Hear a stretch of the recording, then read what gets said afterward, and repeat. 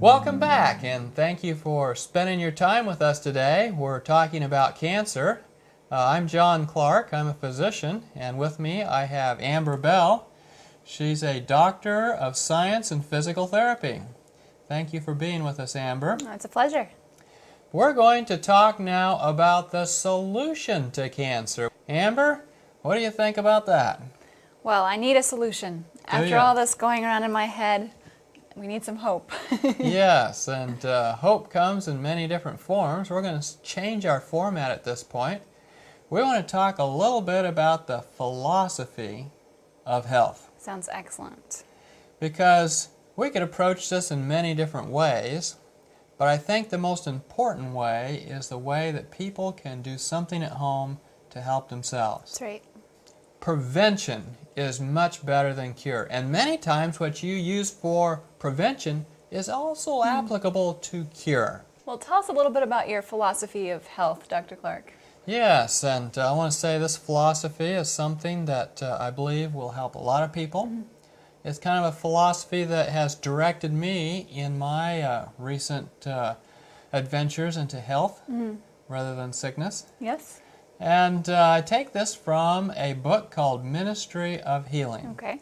And it reads like this: "The only hope of better things is in the education of the people in right principles.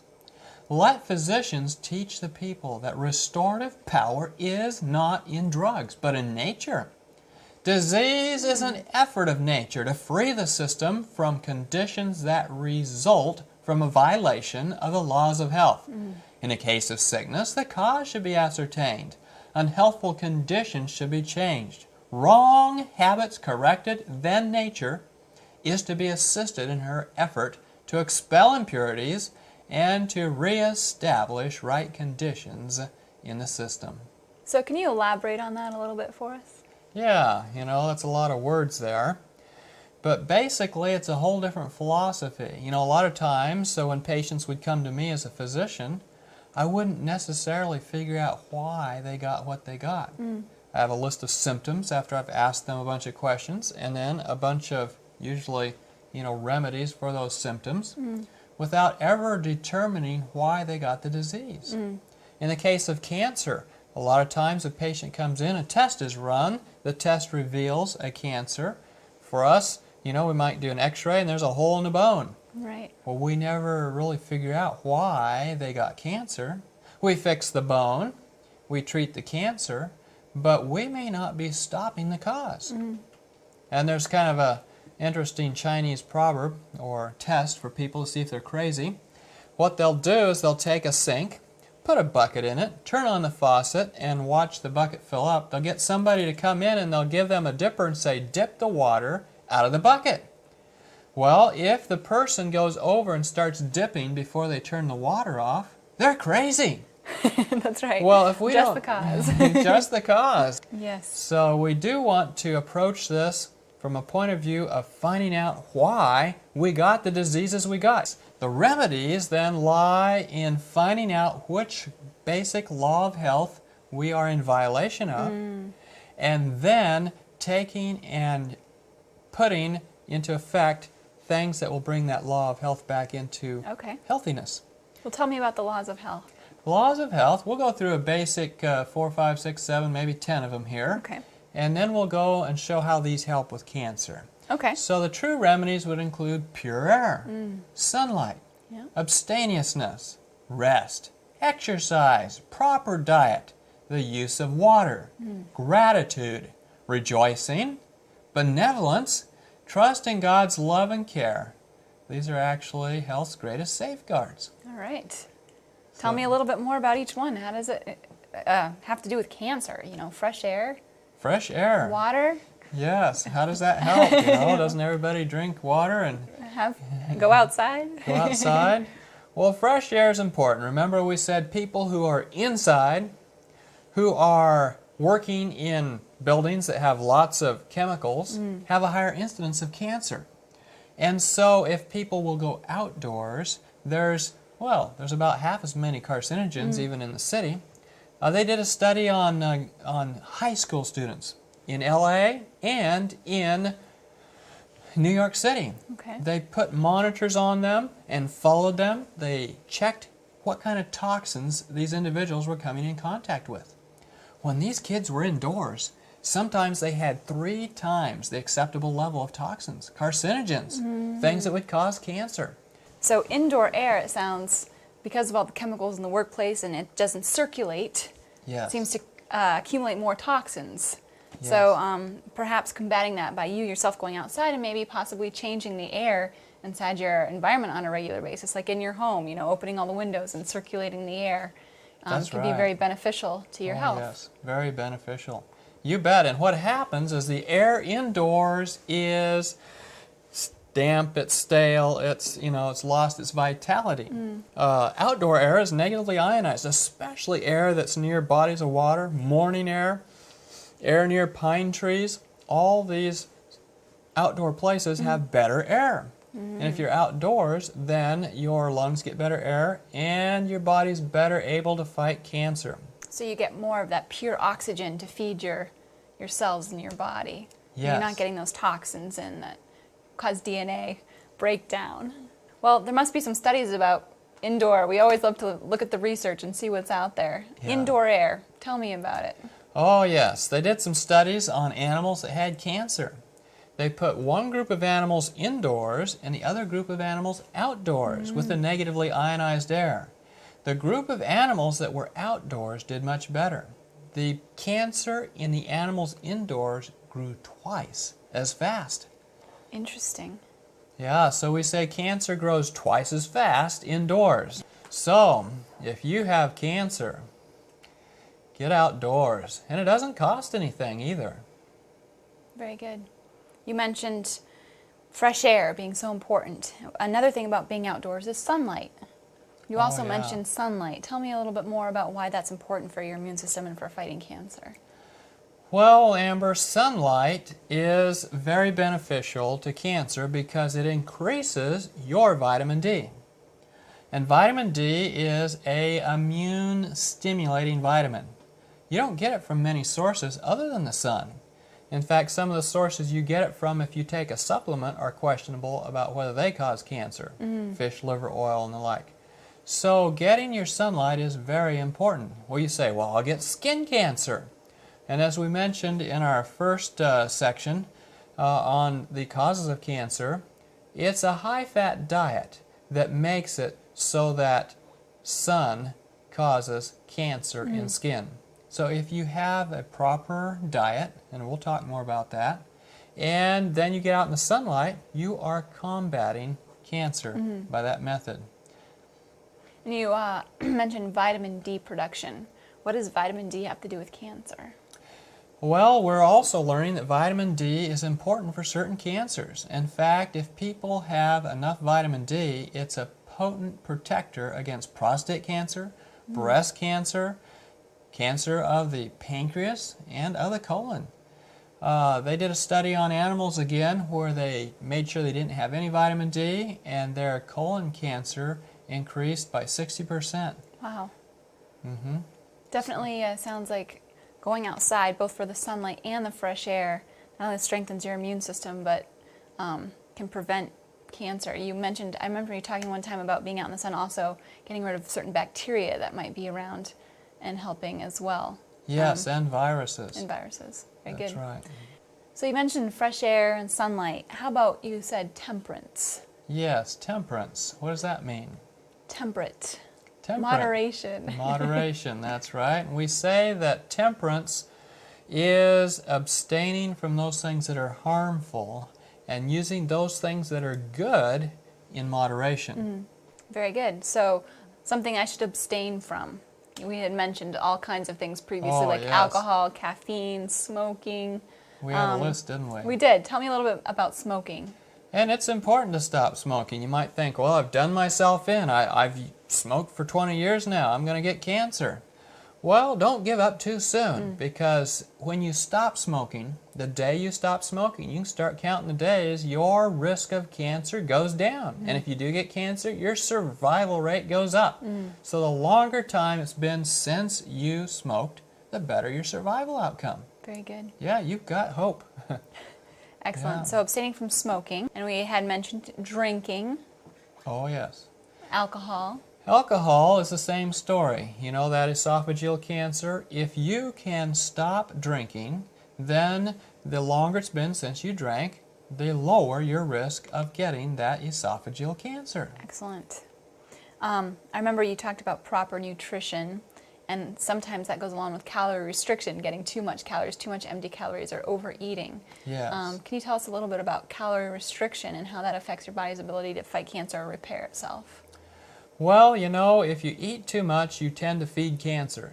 You can feed it so that it'll grow. Your body starts making more hormones to grow. It thinks you want to grow. And if you're eating less, fewer calories, then your body doesn't think it needs to grow. And therefore, it doesn't produce those hormones that would make the cancer grow. And so caloric restriction, as we call it, eating less, not only enhances DNA repair, but it also reduces DNA damage Very good. as well. So it's a very helpful thing for that actual DNA problem.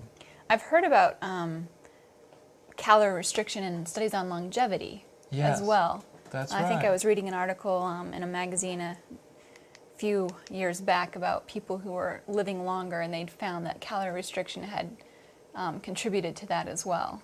So, That's right. These are people who live in Okinawa, Japan. These people eat 40% fewer calories than Americans. Talk about efficiency. This is a good thing. But the consequence is that they have 80% fewer breast and prostate cancers. wow. Yeah, and 50% fewer ovarian and colon cancers. So it makes a big difference. It really helps. That's amazing. Calorie restriction and longevity. Well, I guess part of that is not having cancer. Yes. And the caloric restriction tends to decrease cancer. You wonder, how does it do that? One of the ways it does that is it keeps the cell cycle under good regulation. It keeps it from going crazy, as we say. And it keeps in check the growth factors and growth hormones. It actually helps decrease the what we call the oxidative stress or inflammation in the body. Yeah. And it decreases the stress hormones. Fantastic. So very helpful that way. So we've mentioned fresh air, sunlight, calorie restriction. I know for me personally, if I don't get enough rest, I don't feel very good, and I'm sure that contributes to my body feeling run down. Can we talk a little bit about rest in the immune system and the importance of getting proper sleep? Oh, yes. And we can talk about it a lot, but only you can do something Right. about it. And it involves making plans. But the studies show that people who get between 7 and 8 hours of sleep do the best. If you get less than that or more than that, something's wrong, and you tend to have higher death rates from all causes, including cancer. Interesting. Yeah, for example, sleeping 6 hours or less or 9 hours or more increases the risk of dying by 70%. Wow. So, very interesting statistic there. And you also mentioned sleeping is when you do your cell regeneration and your melatonin production. So that's also a part that you had mentioned in the previous session. Yes. Very important. Keeping your body in a proper cycle. So going to bed at the same time every night. Getting up at the same time every morning. And this is part of what we call circadian rhythms. And if you get those circadian rhythms off, then it can accelerate tumor growth. Interesting. So your body needs to be on a schedule Yes, for its internal clock, it sounds like. that's right. What about a weekly rest? You know, they have done studies on a weekly rest. We have this 7-day week. You wonder where it came from? Well, it came from the Bible. It came from Creation Week. And the last day of that week was designated as a day for rest. And they did a study on people in Georgia who take the 7th day for rest, and they found out that when they checked their immune system, they had better immune systems. They had higher levels of antioxidants.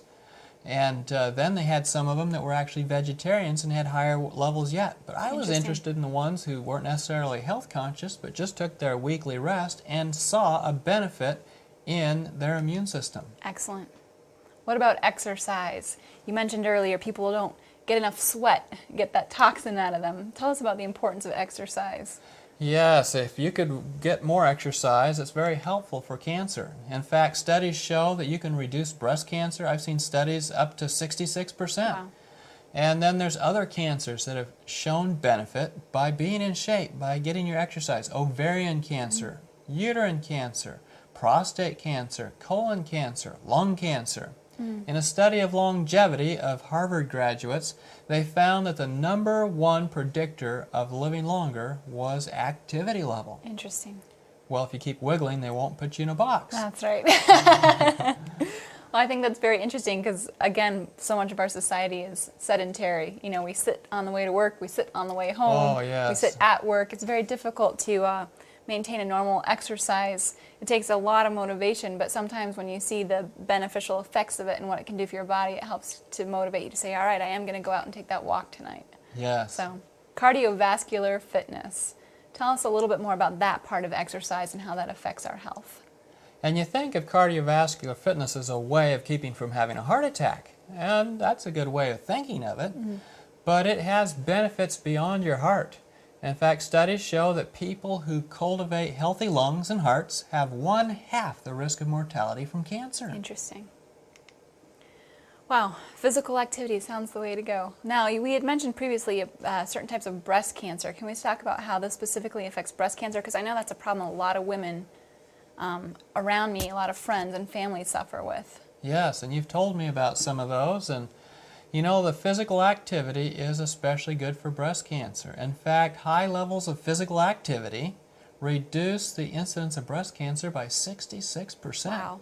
There's a number of reasons for that, and one of them is that when you exercise, your body actually gets rid of more estradiol, that hormone we said was causing the different cancers. So if I want to eat eggs, I better go running afterwards? That's right. Let's see. How about 10 miles for each egg? That's right. Lay off the eggs, exercise. And it also reduces the risk of cancer by reducing the insulin-like growth factor. Okay. So we talked about the causes. Now we're talking about specific ways to target the causes. Right. Reduce your estrogen level, exercise. This might be good also for menopause. Yep. And also it reduces your insulin-like growth factor. So again, drinking a liter of milk and then just, you know, run 10 miles. That's right, make up for it.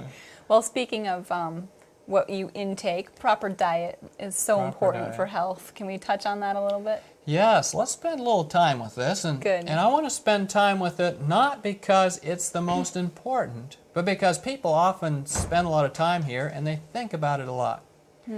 But we want to take this topic and expand it. See, we're talking about diet, but we want to make sure that all those other things are as important. Fresh air. Some people straighten out their diet but never see the light of day. Right. And they haven't necessarily gotten the whole program. It's not just a diet.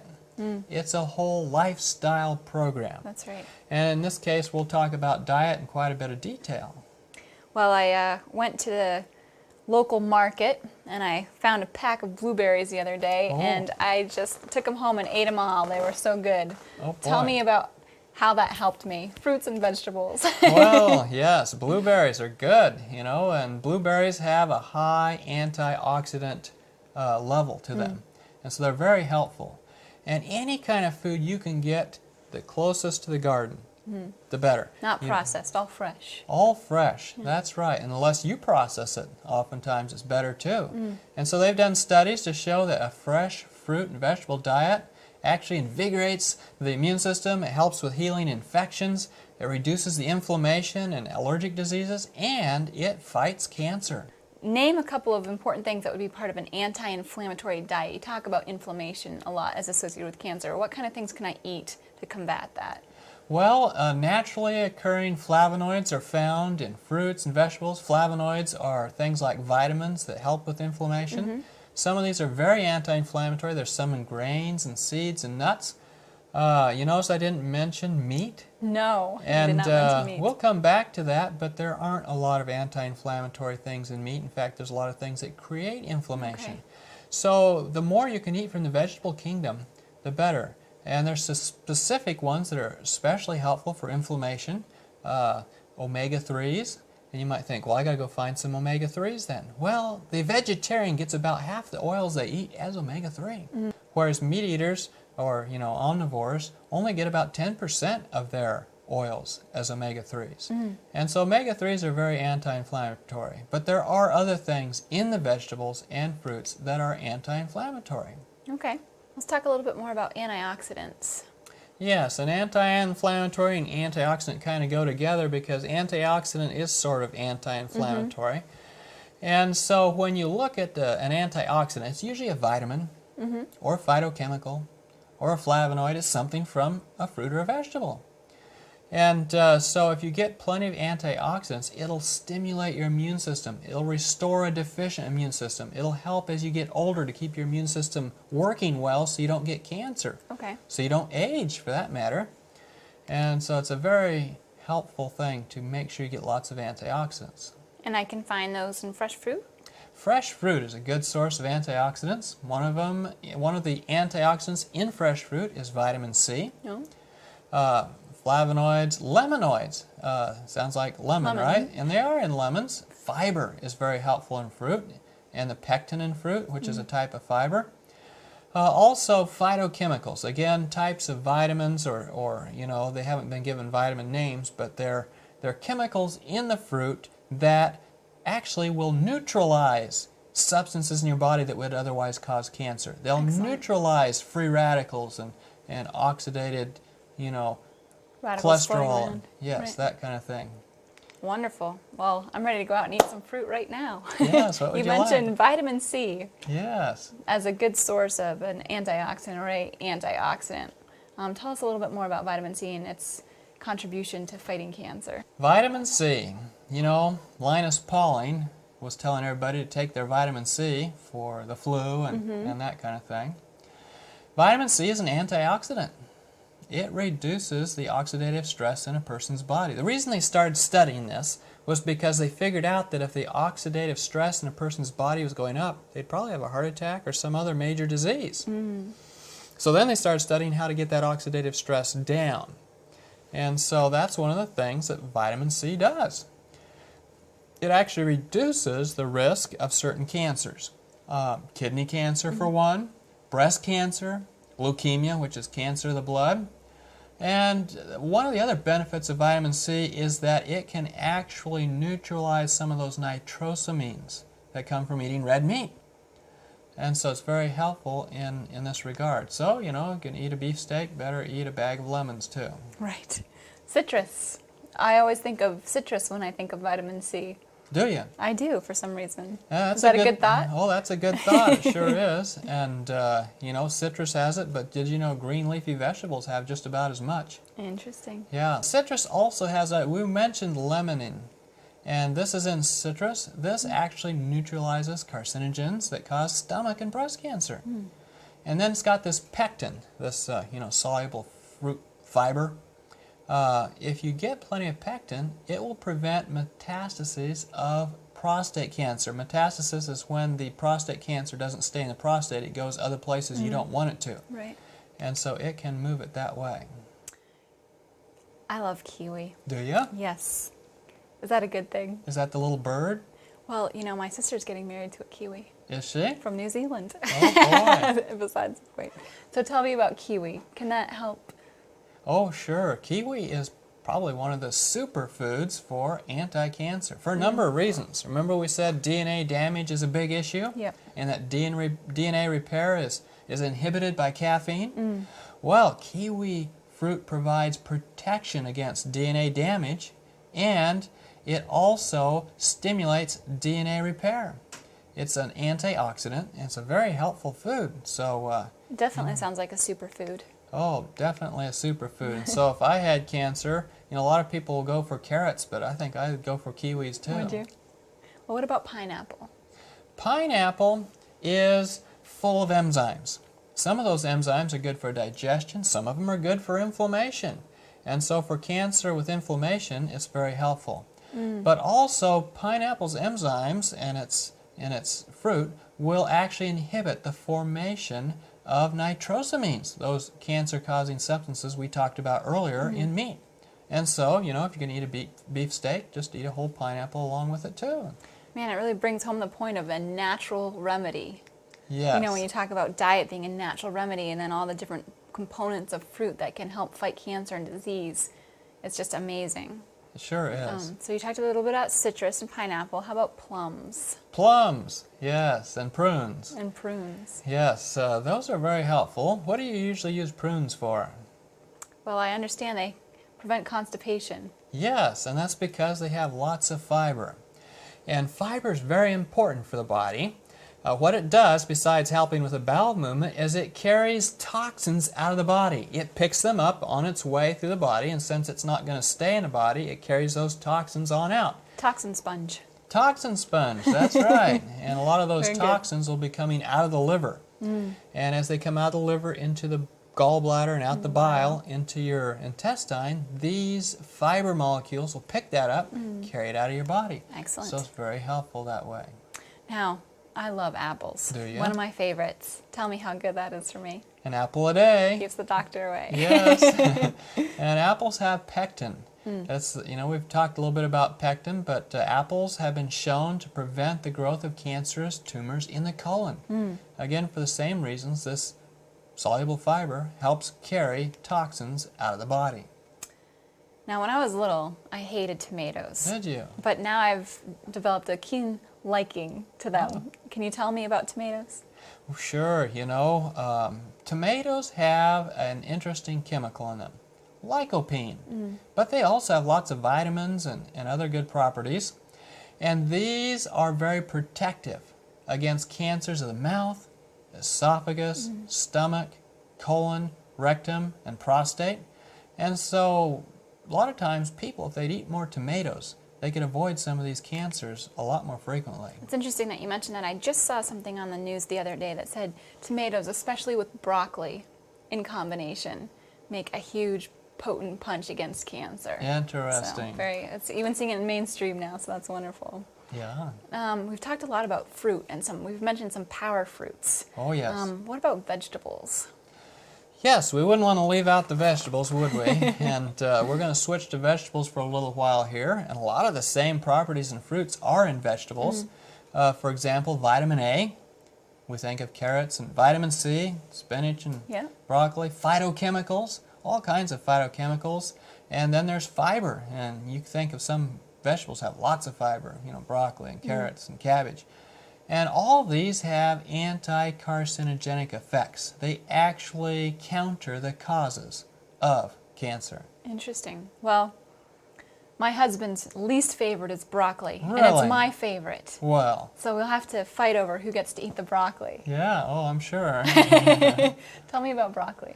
Oh, broccoli. My kid eats broccoli. We call it the little trees. This is a vegetable of the cruciferous vegetable family. By cruciferous, we mean it has a little flower when it first comes out that has 4 petals in the shape of a cross. Okay.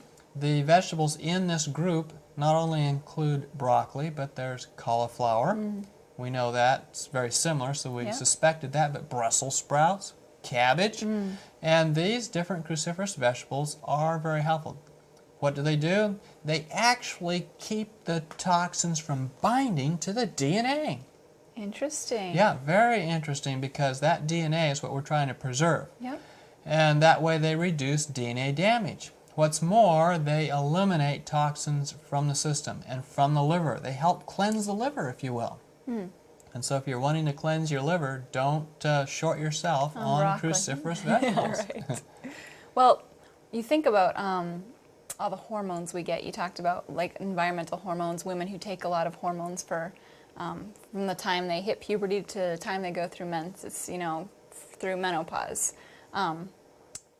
Hormones and hormonally active substances. Tell us a little bit about that. Yes, and we talked about the DDT and all the toxins in the environment, and we're being bombarded by all kinds of pseudo-hormones all the time. And these cruciferous vegetables are actually helpful here. They significantly increase the urinary excretion of estrogens. They make you lose them in your urine a lot faster. And so if you're looking at reducing your cancer risk, cruciferous vegetables, if you're looking perhaps at menopause and hot flashes, might be helped by a good diet filled with cruciferous vegetables. Excellent. Well, you mentioned cauliflower as being a member. Tell us a little bit more about that. Oh yes, cauliflower contains phytochemicals, which are powerful carcinogens. They take the carcinogens and they fight with them, if you will. And they inhibit the formation of malignant tumors. Excellent. It's kind of interesting. They kind of look like a tumor maybe in a way. Yes. And some people have said, well, if you have a certain disease, eat something that looks like it. Well, I don't know if there's any truth to that, but I just, thought that was kind of interesting. Yeah. Well, speaking of things that look like it, broccoli. Yes, broccoli looks like cauliflower, doesn't it? And broccoli has high levels of vitamin A, just like carrots, and phytochemicals, and these give broccoli a high anti-carcinogen potential. And so they're a very good food in that way. How about cabbage? We did mention cabbage as being a cruciferous vegetable as well. And studies show that cabbage prevents breast and ovarian cancer. It's a key food for the prevention of pancreatic cancer. Interesting. Yeah, very good food for that. It also is full of phytochemicals which reduce the carcinogenic effects of benzopyrene. What's benzopyrene? This is something in tobacco smoke that they often test to see if it causes cancer in animals, or used to cause cancer in animals for other studies. And so cabbage actually counters the effect of benzopyrene. That's great. It just kind of drives home your point about when you eat things or have done things that hurt your body and you've kind of gone outside those natural remedies. First you want to stop the smoking and then start eating a lot of fresh fruits and vegetables that can help get rid of those toxins and protect your DNA. So it's very interesting. Now there's another thing that cabbage has been shown to do, and that is to be preventative as well as sometimes curative in its effect on tumor growth. So cabbage is a very important one. Excellent. Well, moving on from the cruciferous group is the onions and garlic. Oh, yes. You don't want to, we talked about if you ever have the flu and you want to get rid of that, eating onions and garlics. One, because it can help your immune system, but two, it keeps everyone away, right? Yes, social distancing. That's right. Well, yes, the onions and the garlic, and they're kind of superfoods in a way. Some of them talk about them as coming from Egypt. But they lower the risk of stomach cancer. They prevent the development of tumor cells by neutralizing carcinogens. And they're helpful in the treatment of cancers of the stomach and colon. So if you're in the midst of trying to take care of those kind of cancers, then don't leave off the bulb vegetables. Very good. A little bit more about garlic. Garlic is a real superfood too. All by itself, it's known to help with stomach cancer, breast cancer, prostate cancer, endometrial cancer, bladder cancer. All these are prevented by the use of lots of garlic. Interesting. Yeah, it stimulates the immune system. It actually detoxifies certain carcinogens. And it can actually have a toxic effect on cancers of the stomach, colon, prostate, bladder, and soft tissues. So it is a super cancer-fighting vegetable. If you're going out to battle cancer, take garlic. Take garlic with you. Good. How about spinach? Yeah, spinach. Boy, think of Popeye. That's right. Yeah, think he was invented to get kids to eat their spinach? Maybe. Well, maybe they need to invent somebody to get adults to eat their spinach. That's right. Because spinach actually prevents cancer of the throat, breast, colon, and bladder. It's got lots of vitamins. Some people think it's one of the most nutritious vegetables there is. And so I would be sure and get my spinach. Definitely. You've mentioned carrots as a source of vitamin A. Yes, it is, And some people think, well, I don't need to eat a carrot. I'll just go eat a pill. Well, the pills didn't turn out to be real good. They did some studies on people. They checked the levels of vitamin A they had in their blood. They discovered that people who had more vitamin A in their blood had lower incidence of cancer. So they started feeding everybody else pills. Lo and behold, cancer rates increased. Well, you see, the story is that carrots have 273 different active forms of vitamin A. Wow. If you eat the pill, you get one. You're deficient in 272. Right. So the important thing is to get the food in its natural form. Right. Otherwise, you could just be causing cancer rather than helping it. Interesting. Well, carrots are yellow-orange. Yes. Is there something special about that color? That color is very special, and other vegetables that share that color have similar good values. I mean, they often have lots of vitamin A, and carotenoids, and carotenes, and this kind of thing. And what they've shown is that the color of the vegetables can be used to pick certain... There's a book out there on the color of vegetables and which cancer it prevents. Interesting. And so in this case, yellow-orange vegetables reduce the risk of lung cancer, prostate cancer, and pancreatic cancer. There's certain vegetables you think of, squash, winter squash or butternut squash, these acorn squash, yes. the squash that are yellow-orange, at least on the inside.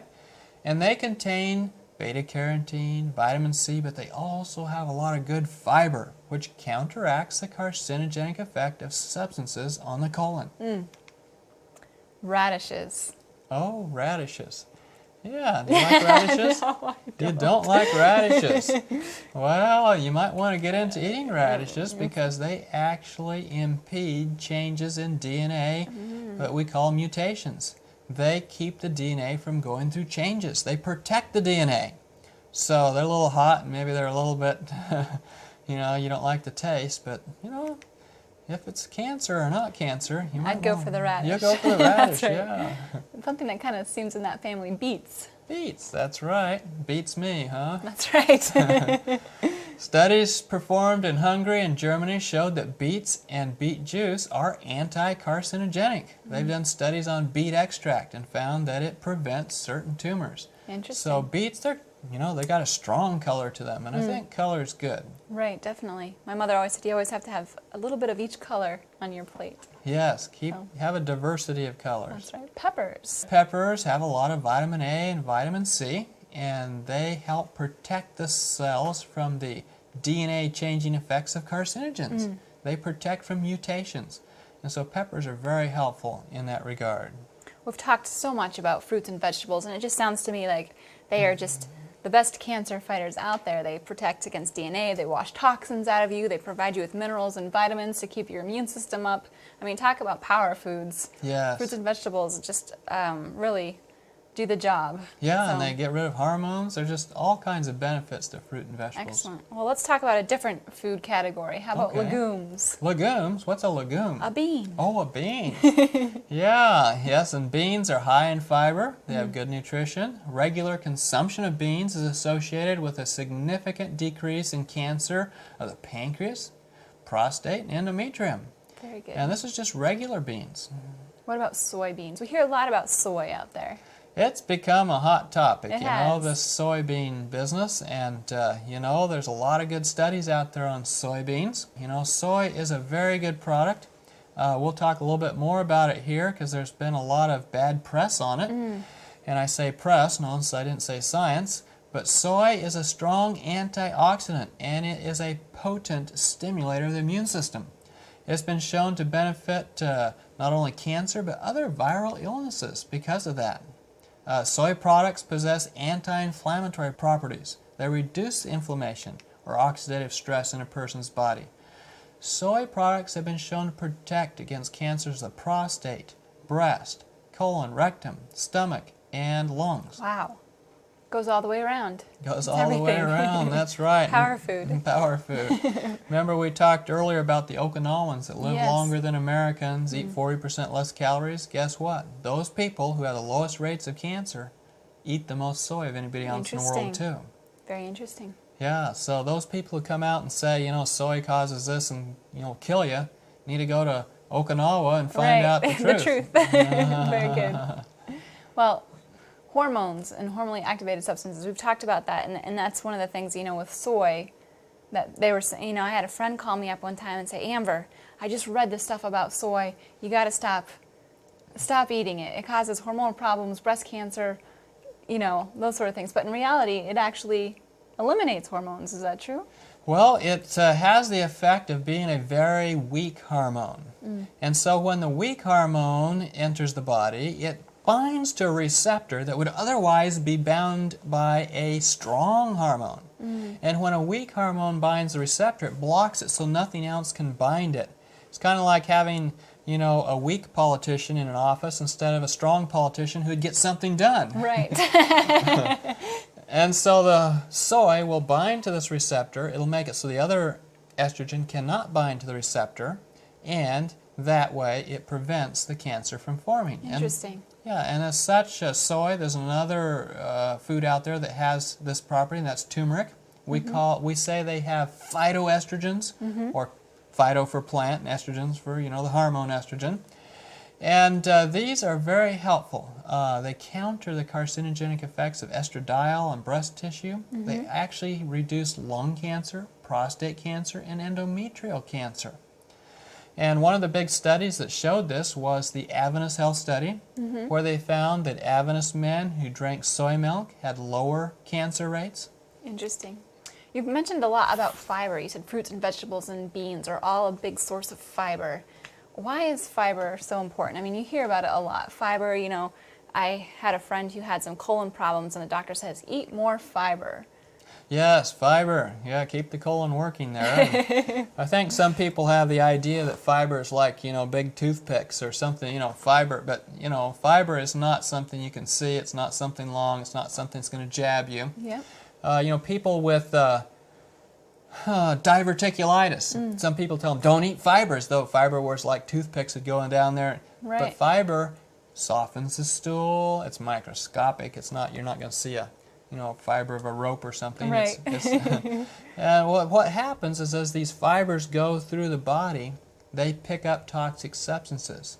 And a lot of these toxic substances are created by a high-fat, high-cholesterol diet. And if they're eating more fiber, say oat bran fiber or wheat fiber, we call it bran, it will carry these toxic substances out of the body, lower cholesterol, lower the toxins from fat that's been oxidized. So they're very helpful. How does fiber affect hormones? Fiber is actually able to pick up hormones as well. And in fact, women who are on high fiber diets see their hormone profiles leveled out a lot better than women who aren't on a high fiber diet. So these fibers will help with the hormonally dependent cancers, breast cancer, endometrial cancer, prostate cancer, ovarian cancer. Very helpful. Well, tell me a little bit about a particular form of fiber, for instance, rye. Rye, rye's been studied. There's some people who make most of their bread out of rye, especially over in Europe. Rye helps reduce the carcinogenic effect on the intestine of toxins, especially those processed by the liver. You see, the liver takes toxins out of the body, but the liver, you don't have a spout coming out of your liver. The spout out of the liver goes through the gallbladder and down to the intestine. And so those toxins need to be carried out of the body without causing trouble. If you're eating a high-fat, low-fiber diet, then your transit time is much slower. It takes a lot longer for food to go from your mouth out through your colon. And therefore, it stays in your body a lot longer. Fiber helps to improve that process time, so you're down to around 1 day instead of 3 days. So the toxins don't sit there for 3 days and cause you trouble. They only sit there for 1 day. Plus, the fiber absorbs a lot of those toxins and carries them out of the body. Some of those toxins are called like bile acids, lithocholic acid, and the like. Big names, but they are all toxins coming out of the liver. Well, how about whole wheat? Whole wheat. Mom always fed us whole wheat bread. Did she really? That's right. What a good mom. Yes, whole wheat bread. This white bread we often use as an illustration for food that has no nutritional value. That's right. And it's true. The whole wheat bread with all the bran and all the germ and so forth has a lot of good effects for preventing cancer. It is antioxidant and it decreases carcinogens. And so it has the same effect as all the other fibers we've talked about carrying things out of the system that you wouldn't want. I see. Well, sounds like fruits, vegetables, beans, and grains. Yes. What about good sources of fat? And again, moderation and everything, but some of the best oils are those that are processed without heat, cold pressed, as we say, and olives are a good source of oil. Oil that is high in omega-3s. In one study, olive oil reduced the risk of breast cancer by 33% in those that regularly used it. So olive oil is very good. Some of the other oils that aren't cold pressed, that are processed with chemicals like corn oil and some of the others, we have questions about. But if you can get cold pressed, oils are good because they have a lot of omega-3. They are anti-inflammatory. They promote blood flow. Flaxseed is high in these as well. We've talked about fruits and vegetables and grains and nuts having lots of antioxidant properties. What about like meat? Well, the cow goes out and he eats the barley green and the wheatgrass, and he takes on all the antioxidants so he won't get cancer and high Right. blood pressure and diabetes and stroke and the like. Right. But he doesn't pass that on to anybody else. He kind of kept that for himself. And meat itself has very few vitamins, no phytochemicals. And so it isn't a food that is going to be very good at fighting cancer. Okay. Well, what are good protective foods, especially for like colon cancer? Colon cancer. Colon cancer is usually caused by something that came through the colon that, irritated it. And so fruits and vegetables with their high fiber and all their vitamins, raw vegetables especially, vegetables from the cabbage family, the onions and carrots, tomatoes, there you go. Is a tomato a fruit or a vegetable? It's a fruit. It's a fruit, sure is. Well, it's interesting here, we've been talking about all these dietary factors.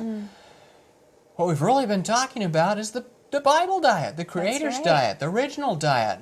And it talks about that in Genesis 1:29 and 3:18. It says, "Then God said, I give you every seed-bearing plant on the face of the whole earth, and every tree that has fruit with a seed in it, they will be yours for food, and you will eat the plants of the field."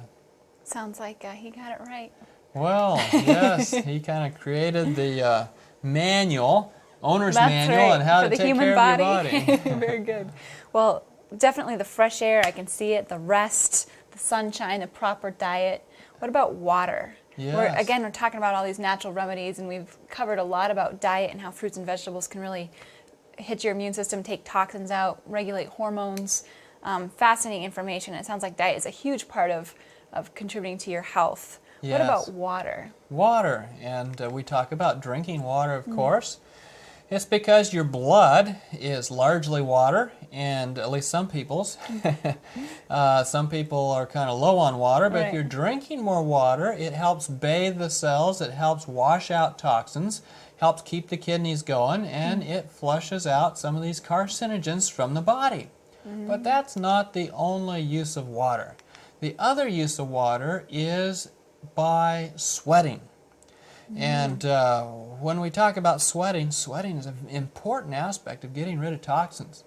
And because we don't sweat as much these days, we end up with more toxins in our bodies having to be processed by our liver, our kidneys, our lungs, and so we have more diseases there. Interesting. So a good program, if you're trying to get rid of the toxins, would be to exercise, drink lots of water, and go get in a sauna. That's right. Yeah, and sweat out some of those chemicals out of your body. Very helpful that way. Excellent. So I'll go get my 8 cups of water a day. Is that what you recommend? Well, at least 8 cups of water a day. As you get older, you need more water. As time goes on, the amount of water you need is increased. And so the amount of water you need is more than what you would be thirsty for. You actually need 30% more water than what your body Would ask for. It's because by the time your body's asking for it, it's down on water, low on water. And so as you get older, what are the numbers? By the time you're like in your 60s, a gallon of water a day, but not just what you drink. You get some of that in what you eat in your Right, food. your So don't go foods. drinking a gallon of water necessarily, Right. but you might want 10 or 12 glasses. Okay. Excellent. Well, you mentioned trust in divine power, faith. Faith. How does that affect my immune system, my health? Oh, boy. Cancer. Yes, cancer. And it's very helpful. In fact, studies show that people with better spiritual health live longer. They have greater well-being and life satisfaction, deal better with illness, have fewer hospitalizations and shorter hospital stays, suffer less anxiety and depression, and their immune systems function a lot better. Interesting. And we talk about all these ways of helping cancer, preventing cancer, and those are some of the natural laws that God has set in place. But ultimately, God's the one working. I like to look at Exodus 15:26, where God said, "If thou wilt diligently hearken unto the voice of the Lord thy God, and will do that which is right in His sight, and will give ear to His commandments, and keep all His statutes, I will put none of these diseases upon thee, which I have brought upon the Egyptians. And then he says, for I am the Lord that healeth thee. A lot of people don't get that connection. A lot of people don't understand it, but what's more, a lot of people aren't able to take advantage of it because they fail to acknowledge the Creator in their lives. That's right. And thus they're stressed out to meet the world standard, and they're left without much hope, and so they have a lot of fear. And the fear is what drives a lot of their diseases, the stress.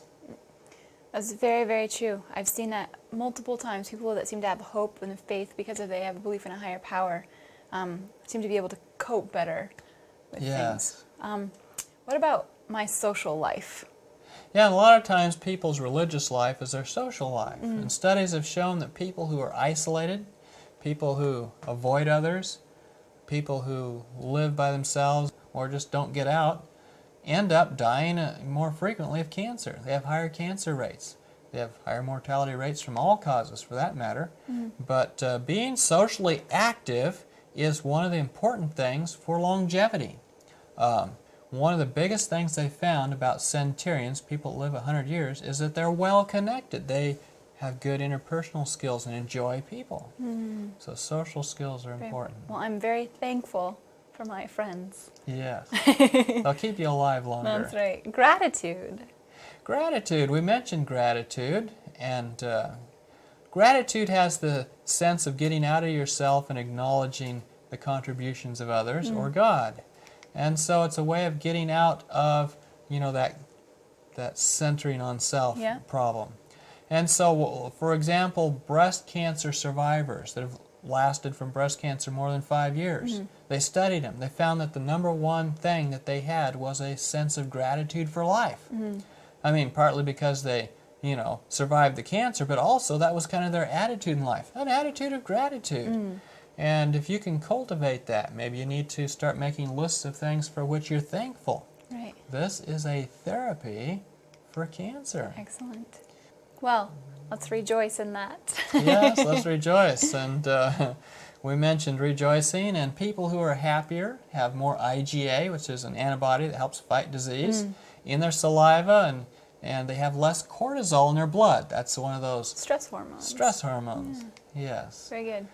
Well, I'm sure happiness affects health. There's a good proverb, a happy heart doeth good like a medicine, but a poor spirit drieth the bones. Oh, yes, and you think of all the unhappy people, and unhappy people do have more diseases. A happy person has a better physical health, increased longevity, fewer illnesses, and less pain, the studies show. Benevolence. Yes, we mentioned benevolence as another aspect. Another way of saying that is living to give. And one study showed that giving support to friends, relatives, a neighbor, or one's spouse significantly reduced mortality. On the other hand, just receiving support really did nothing for mortality. Gift giving. Gift giving. Gifting of time and support. Yes, volunteering. That's right. And another study, men who volunteered for organizations in their community were 2.5 times less likely to die of all causes than those who didn't volunteer. And the people that did the study said doing volunteer work more than any other activity dramatically increased life expectancy. Reminds me of another Bible verse. Yeah, what's that? It's more blessed to give than to receive. That's right. It is more blessed to give than to receive. And that's part of one of the laws of our universe. One of the things God set up in place to give us health.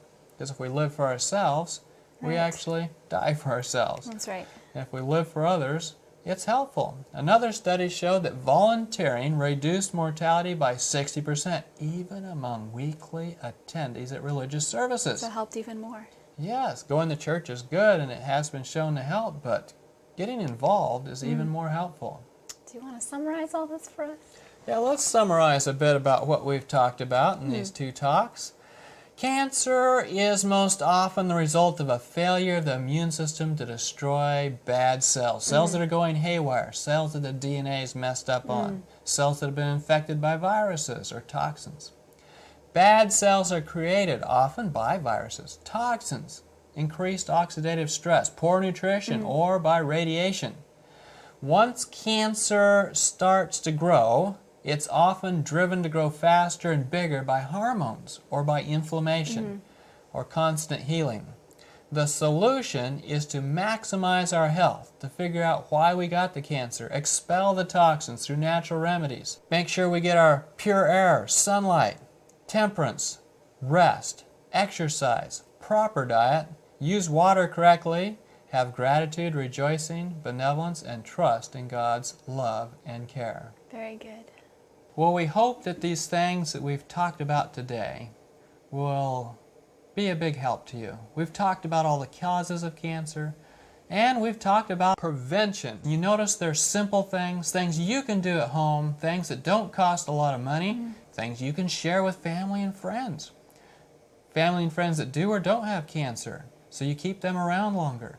These are very helpful remedies, and if you follow them very closely, you can have good health. I just want to thank you all for being with us today. I just want to mention that this is a lifestyle, not just one thing to change here and there, but this is a way of living that whether you have cancer or not is just going to have you a strong body and a strong mind, and that's going to help you to live a happier and a healthier life, not only for you but for your friends and your family. This is information that you can use for yourself, that you can incorporate into your life, and that you can share with those around you.